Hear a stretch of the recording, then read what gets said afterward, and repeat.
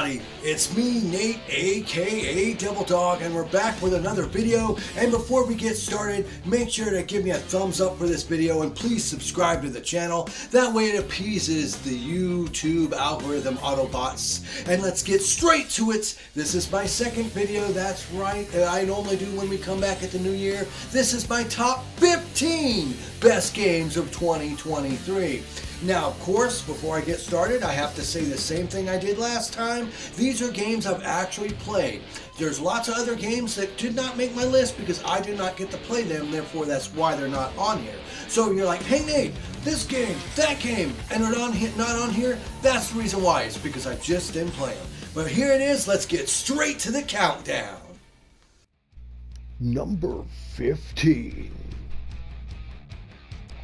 Developed by Naughty Dog, The Last of Us Part 1 is a phenomenal remake of an already originally fantastic game. And while yes, I do agree this game has been re-released so many damn times, but the fact that they actually rebuilt the whole game from the ground up with the old new game engine, they added a lot new AI aspects to the enemies and some new abilities for your characters as well, but not really adding anything new to the game itself. It was a fantastic remake of an already fantastic game, and the only thing that was missing is it did not have an online mode and the price was super expensive. But I cannot sit here and not say after playing it again that I did not enjoy it and I did not notice the massive improvements they made with this game.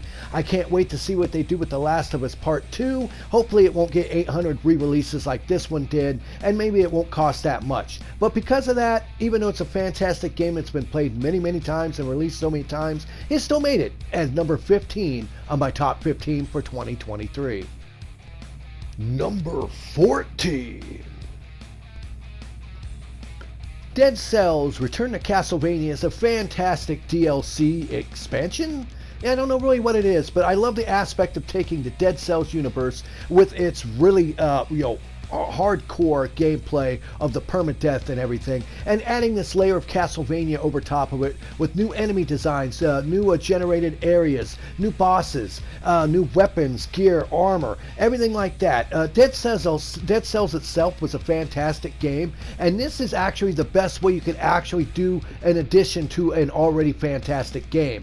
I love the art design, I love the control, the playability, the bosses, the enemies, the challenge of this, and I love the fact that how true they stayed true with the Castlevania theme in this. It's fantastic. I highly recommend it. It didn't cost next to nothing either, so it's a rather cheap game, and it's decent, and that's why it landed at number 14 on my top 15 games of 2023. Number 13. Avatar Frontiers of Pandora is quite a unique game. Yes, this is an Ubisoft title, and it is Ubisoft through and through. At first when I was playing it, I even said in my review, it reminds me of a reskinned Far Cry, because the overall game structure, the mission structure, what you do is basically Far Cry. But it stands out of the pack with its amazing visuals of the world of Pandora, the characters. The story is kind of hit and miss, but I think hands down the best aspect of this has to be the different crafting systems that are super deep in this game that allows you to do a lot of nice stuff to it. Yes, it is another open world Far Cry style Ubisoft game, but I have to say, for the license, I was quite impressed with this. It really was a lot better than I expected. Visually it looked great, it played pretty good, and while yes, it still had the same 5 basic mission structure of every Far Cry game, it was actually pretty good, and that's why it landed at number 13 of my best games of 2023. Number 12. When I first heard of Liza P, I didn't really know what it was supposed to be until I played it and realized, yes, it's another Dark Souls, Demon Souls style game, but this one just had so much oozing charm with it. I love the character of basically Pinocchio as you go around going through these areas, and the main draw to this, along with the visuals and the great playability and structure of the control and these epic enemy boss battles that is super difficult, but it's all about if you're good or not. It's not cheap in any way, but it added a nice mix. At certain parts you could actually make decisions by either telling the truth or lying, which would turn people against you and help you get a different ending at the end. Yes, the endings really weren't that well fleshed out, and I wish the game was a lot longer, but considering that this game kind of came out of nowhere and most people didn't even know what it was, I was gratefully impressed with it. And I'm not a Demon Souls, Dark Souls kind of guy, but that's why it landed at number 12 at my 2023 top games of the year. Number 11. Street Fighter 6 hands down is a phenomenally well done game, way better than Street Fighter 5. The overall visual fidelity of all the characters, the nice, I'm going to say, weird blurs and paint smears and everything on the screen as you're fighting, the different play modes that you have, the ability to go into this really weird, almost like an RPG style open world area that you go through when you do these different missions and tackle them, creating your own character, upgrading them, along with the base game in its own, the online mode, the matchmaking and everything like that. Well, yes, it has a little bit of monetization in it, but it never took me out of the game. I was still able to play this from the easiest difficulty to the hardest difficulty, and overall it's a top quality, high quality product, and I appreciate Capcom for actually making a good game, and that's why Street Fighter 6 lands at number 11 on my best games of 2023. Yeah, I know, Street Fighter. Who knew? Number 10. That's right, Mortal Kombat beats out Street Fighter 6 just a little bit in terms of its visual fidelity, the graphics, the fatalities. I love the aspect of how NetherRealm Studios is able to make a reboot to the whole franchise and also a direct sequel to their previous game. Yes, I'm a little disappointed some of the fan favorite characters do not return, but then there's some other aspects, like actually having Jean-Claude Van Damme as Johnny Cage is fantastic.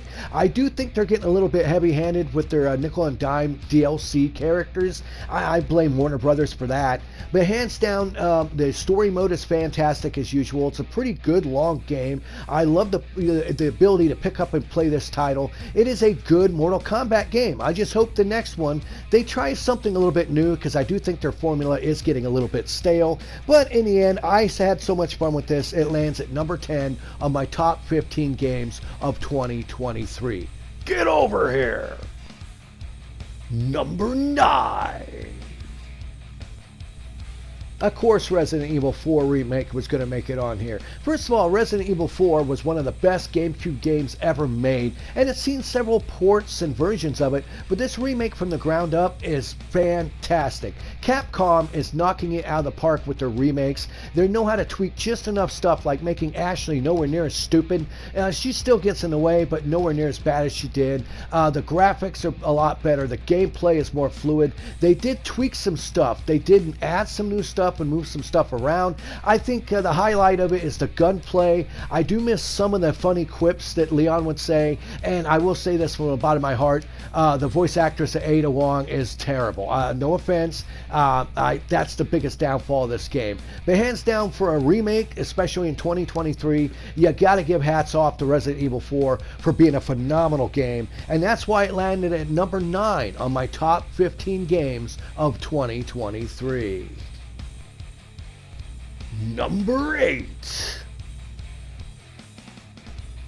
Marvel Spider-Man 2 adds more bang for the buck for the game already. I will say this, it does come off to me almost feeling like it's an expansion and not a standalone game, but it is big enough and does have enough content and enough gameplay in it to warrant an actual physical release. This time you both playing as Spider-Man, Miles Morales, and later on actually as Venom, and I actually think that that is the best part, because it reminds me of the classic game Prototype when you play as Venom. The different moves, the abilities, the different move sets you can combine together, and the addition of a whole new area to the original city, and also them adding a wingsuit for you to fly around and traverse, adds a lot more already to a fantastic game, and with a lot more detailed defense mechanisms of the enemies, a better fighting structure, overall a higher difficulty, more enemies on screen, and a bunch of epic boss battles, and a new villain, Kraven. Hands down, this is a great game, and that's why it landed at number 8 on my list. Number 7. Star Wars Jedi Survivor lands pretty high up on the list because once again we've joined our friends Cal Kestis and a bunch of his ragtag band of survivors going on an adventure to try to save the day. And unlike most games that always have some sort of power MacGuffin that makes you bump down to zero and you have to work your way back up, this one was smart enough to let you carry over all your moves from the first game and add new ones into the mix. This is the best way you could possibly design a game. I believe Respawn Entertainment made this. I can't wait to see what they're going to go with the next one because this one was so much better than the last one. Honestly, it's so much dark, deep, sick, twisted stuff going on. The lightsaber gunplay, battle play is so fantastic. The overall game world being much larger with more explorable options. Overall, this is a fantastic game, and that's why it was one of my personal favorites of this year and landed at number 7 on my top 15 games of 2023. If you haven't played this game, please go out and play it. Number 6. Final Fantasy XVI can be kind of controversial due to its subject matter, but once you get past that and you start playing the game, you realize it's a much better fleshed out experience than the previous title. No longer are you a boy band pushing a car out of gas on this weird adventure brought to you by Coleman Lanterns. This time, it is a true Final Fantasy experience with you going through a bunch of really messed up stuff, a bunch of suffering in a beautiful world. Most of it is quite large and open areas that you could go to. It is mission based. I think Yoshi P helped make this one, and it has some of the best nuanced summon battles I've seen. I forget what they call them in this, but my god, they're so grand and epic. This is like if you took Final Fantasy and combined it with God of War and threw in some Devil May Cry, which makes sense considering the helper of the mechanics of fighting in this did help with Devil May Cry. So honestly, while some people might not like it, I thought it turned out to be a fantastic game, and that's why it lands at number 6 on my list for 2023. Number 5. When Cyberpunk first launched, it was actually an abysmal failure. It should have been baked for another couple years, and I felt bad for CD Projekt Red since they had done so good with The Witcher 3. But with the release of Phantom Liberty, hands down, they have redeemed themselves all the way around and made this into the original game that it was all meant to be, with all kinds of expanding new things into it. And the fact that if you ain't careful and you pick the wrong thing in the original game, you can't even play Phantom Liberty, that is fantastic in its own right. But hands down, this made me go back and enjoy the game and actually get what I originally wanted out of it. The vision that they originally wanted, CG Projekt Red finally got what they were desiring. And I have to say, after playing through it again, I absolutely love the game now, and it made me think different of it, and that's why it landed really high at number 5 of my top 15 games of 2023. Yes, I know it's considered just an expansion, but it is well worth it. Number 4. Legend of Zelda Tears of the Kingdom is hands down a phenomenal game. The original one was quite good. Now I say quite good because there were some aspects I didn't like about it, especially the weapons breaking system and stuff like that. And I do feel I don't have a problem with you getting to go around the whole world, but sometimes you need a little bit of hand holding. This actually fixes it in none of the ways you would expect, and adding way more verticality with all these different floating islands, and also being able to go deep into the ground of the earth. All these new areas added on top of an already impressive giant game world. And hands down, the best aspect of this has to be the creation and the use of these real life physics to create different vehicles and things in the game. It's so good that they actually use this game in colleges to help train people on physics engines. And I'm not kidding. Hands down, it's a fantastic game, and it lands rather high at number 4 on my top 15 games of 2023 for a reason. It's just that good. Number 3. Dead Space, oh my god, what to say about the Dead Space remake. Even though I hate EA, they were smart enough to have another company actually go and remake this from the ground up, and they did perfect. Not only did they keep all the gore, the visceral gore, the scares, the jump scares, the grittiness, the storyline. While they do have Isaac Clarke talking a lot more in it, they do it in a clever way to where there's some aspects that had to change some of the writing because of the fact of, well, now this time Isaac Clarke actually talks. talks more often.